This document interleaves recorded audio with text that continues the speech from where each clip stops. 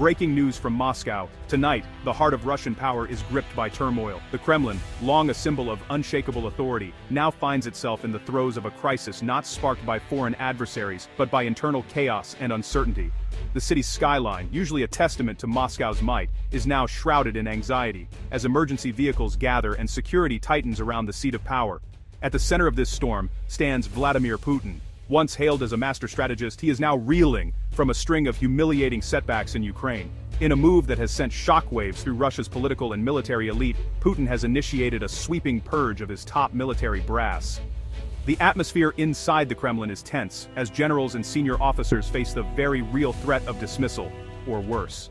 This is no ordinary reshuffle of personnel. It's a desperate, high-stakes gamble, a frantic search for scapegoats as the war effort spirals further out of control. The corridors of power echo with the footsteps of those being let out, their careers and reputations in tatters. The message is clear: no one is safe. And loyalty to the regime is now valued above all else. The very commanders who once promised swift victory and assured Putin of Ukraine's imminent collapse are now paying the price for Russia's staggering losses and strategic blunders.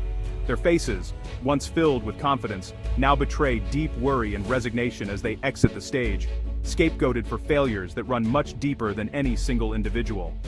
For over 2 years, the world has watched in disbelief as Russia's massive, well-equipped army has been repeatedly outmaneuvered and outsmarted by a smaller, more agile Ukrainian force.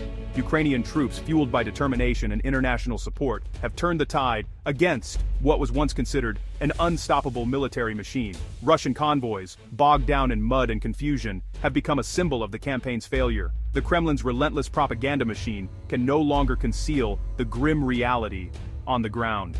Images of sunken warships, decimated brigades, and abandoned equipment littering the battlefield have shattered the illusion of Russian invincibility.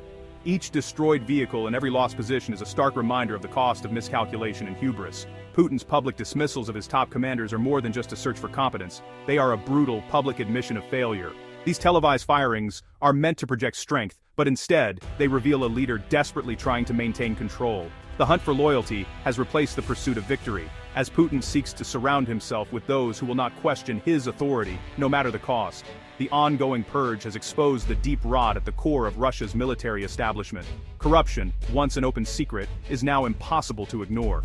Outdated tactics and equipment, combined with a catastrophic underestimation of Ukraine's resolve, have left the Russian military vulnerable and demoralized. Investigations into past scandals only add to the sense of decay and dysfunction.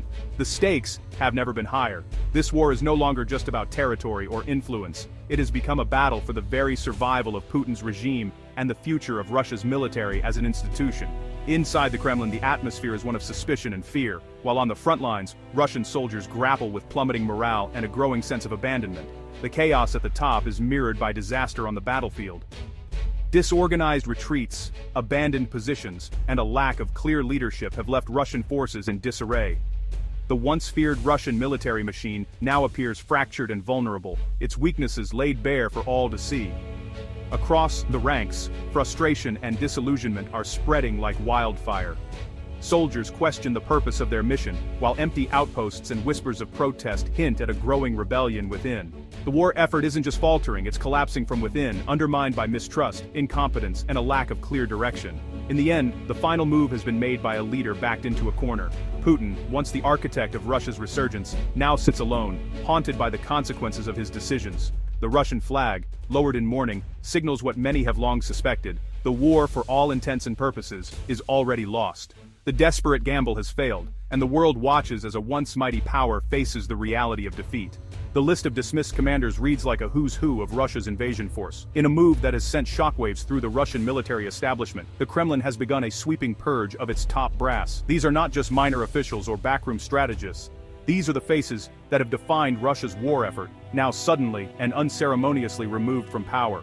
Their abrupt dismissal signals a dramatic shift in Moscow's approach, as the leadership scrambles to contain the fallout from mounting failures on the battlefield and growing unrest at home. Vice Admiral Sergei Pinchuk, once the proud head of the Black Sea Fleet, is out after a string of humiliating naval losses. Pinchuk's tenure was marked by a series of high-profile setbacks, including the loss of several key warships and the inability to secure critical maritime routes. His removal is a clear sign that the Kremlin is desperate to find someone to blame for the Navy's repeated failures and the erosion of Russian dominance in the Black Sea. His removal highlights the Navy's failure to adapt to modern warfare, where sea drones and missiles rule. The Black Sea has become a proving ground for new technologies, and Russia's traditional naval strategies have been exposed as outdated and vulnerable. The devastating attacks by Ukrainian sea drones and precision missiles have left the fleet battered and morale at an all-time low, forcing Moscow to rethink its entire naval doctrine. General Sukhrav Akhmedov, infamous for staggering casualties and reckless assaults, has also been sacked. Akhmedov's leadership was characterized by costly offensives that achieved little, resulting in the loss of thousands of Russian soldiers. His reputation for brutality and disregard for his troops' lives made him a lightning rod for criticism, both within the ranks and among the Russian public. The Kremlin could no longer ignore the outcry over his brutal, ineffective tactics. Mounting public anger and rare protests have forced the government's hand, as families demand answers for the senseless loss of life. The leadership's patience has run out, and Akhmedov has become the latest casualty of a war that has spiraled out of control. These high-profile firings are just the start. A wider, secretive purge is underway. Behind closed doors, more officers are being quietly removed, interrogated, or reassigned. The atmosphere inside the Ministry of Defense is tense, as no one knows who might be next. Whispers of loyalty tests and internal investigations have created a climate of suspicion and fear. Fear and paranoia now grip the Ministry of Defense, stifling initiative and risk-taking. Officers are increasingly reluctant to make bold decisions, worried that any misstep could cost them their careers.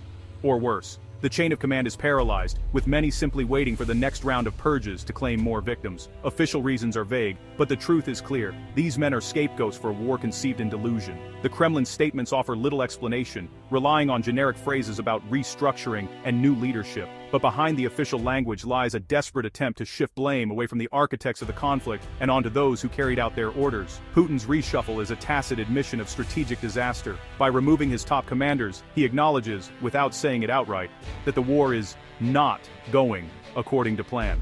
The president's grip on power depends on projecting strength, but these firings reveal cracks in the facade and growing anxiety at the very top. The problem isn't just the captains, it's the sinking ship. The failures run deep, from flawed strategy to outdated equipment and low morale. As the Kremlin scrambles to plug the leaks, it's clear that changing the faces at the top won't be enough to save a war effort that is already foundering. Russia's Black Sea Fleet, once a symbol of power, is now a case study in military humiliation. Chased from Sevastopol, its command changes after every disaster, each new admiral inheriting an impossible task. The sinking of the Moskva by Ukrainian missiles shattered the myth of Russian naval invincibility. The fleet now hides in eastern ports, ceding control of the western Black Sea to Ukraine. Ukraine's asymmetric tactics have broken Russia's blockade and reopened vital shipping lanes. The fleet is now a liability, expensive targets, not an offensive force. Constant leadership changes only deepen instability, preventing any real strategy from taking root. The Black Sea Fleet is adrift, both literally and figuratively. Ukraine's defeat of the Black Sea Fleet stands as a remarkable testament to the power of innovation triumphing over brute force. In a conflict where traditional expectations favored the side with the larger, more established navy, Ukraine has flipped the script, demonstrating that creativity and adaptability can overcome even the most daunting odds. Lacking a traditional navy with large warships, Ukraine instead turned to unmanned sea drones, small, fast, and deadly. These remotely operated vessels, often built with commercial parts and adapted for military use, have become the spearhead of Ukraine's naval resistance. Their agility and stealth allow them to slip past Russian defenses, striking where least expected. These drones, when combined with Western-supplied missiles and a constant stream of real-time intelligence from satellites and reconnaissance, have devastated Russian warships. The synergy between advanced technology and precise targeting has allowed Ukraine to punch far above its weight, inflicting losses that once seemed impossible. The sinking of the Moskva, the flagship of Russia's Black Sea Fleet, was just the beginning. Since then, landing ships, corvettes, and even submarines have been hit, leaving the Russian fleet battered and demoralized. Each strike sends a powerful message: nowhere is safe. Russia's once feared air defenses have proven helpless against these new threats. Traditional anti-aircraft systems designed for planes and missiles struggle to detect and intercept the low-profile, high-speed drones skimming across the waves. The psychological toll on Russian sailors is immense. Every horizon, every shadow on the water could conceal a drone. The constant threat has left crews on edge, their nerves frayed by the knowledge that danger could strike at any moment, from any direction. Forced into a defensive crouch, the once proud fleet's operational capacity is now crippled. Ships rarely venture out, and when they do, it's with extreme caution, limiting Russia's ability to project power in the Black Sea. Ukraine has achieved what military strategists call sea denial, controlling the sea without a navy of its own. This bold approach has rewritten the rules of naval warfare, showing that technology and ingenuity can level the playing field against a superior force. A smaller, more innovative force has outclassed a larger, conventional one. The world is watching as Ukraine's tactics inspire militaries everywhere to rethink how wars are fought at sea. This technological edge is central to Russia's naval disaster. The inability to adapt quickly has left the Russian fleet vulnerable, while Ukraine's rapid innovation continues to shift the balance. Ingenuity, not numbers, has turned the tide. Ukraine's victory in the Black Sea is not just a military achievement, it's a story of determination, resourcefulness, and the relentless pursuit of a better way to fight. On land, the Russian army bled under commanders like General Akhmedov. His name is linked to catastrophic defeats, especially at Vuhledar, where frontal assaults led to mass casualties. Videos showed destroyed Russian armor littering the fields, evidence of outdated, brutal tactics. Survivors accused Akhmedov of incompetence and indifference, yet he was promoted for loyalty, not results. His leadership embodied the worst of Russia's military, rigid, top-down, and callous. His eventual dismissal came too late for thousands of lost soldiers. Removing Akhmedov is an admission that Moscow's strategy of relentless assaults is unsustainable. The system that promoted him remains broken. Constant purges create chaos, paralyzing the Russian military. New commanders bring abrupt shifts in tactics, confusing troops and wasting resources. Fear of failure stifles initiative. Officers play it safe, avoiding risks that could lead to breakthroughs. The result: rigid, predictable tactics easily countered by Ukraine.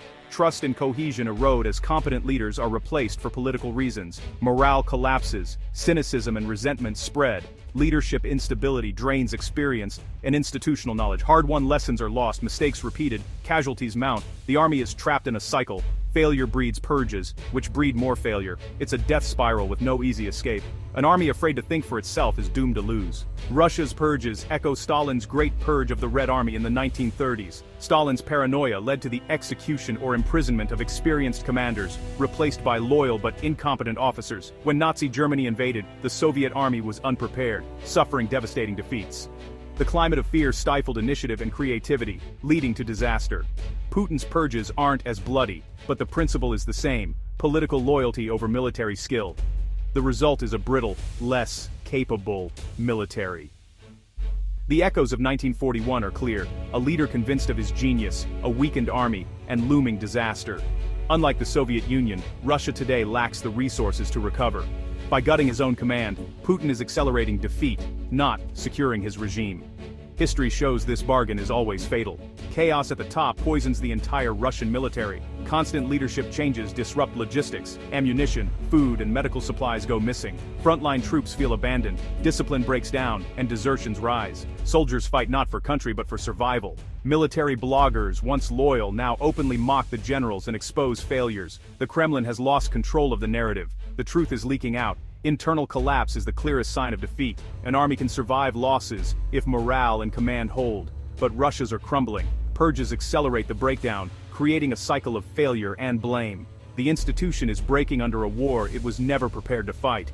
Russia's army is now a hollow force, dangerous but incapable of victory. The unraveling is plain for all to see. The verdict is clear. Russia has already lost the war in Ukraine. The evidence panicked purges, a shattered Black Sea fleet, and demoralized soldiers. Russia has lost its objectives, its reputation, and its internal cohesion. Putin's purge is not strength, but the ultimate admission of failure. Sacking commanders is a public acknowledgement of disaster. Ukraine's courage and innovation have broken the Russian war machine. Tactical victories have become strategic defeats for Russia. The war will end when the Kremlin accepts its military is shattered. An army at war with itself cannot win. The writing is on the wall. The war is over, and Russia has lost.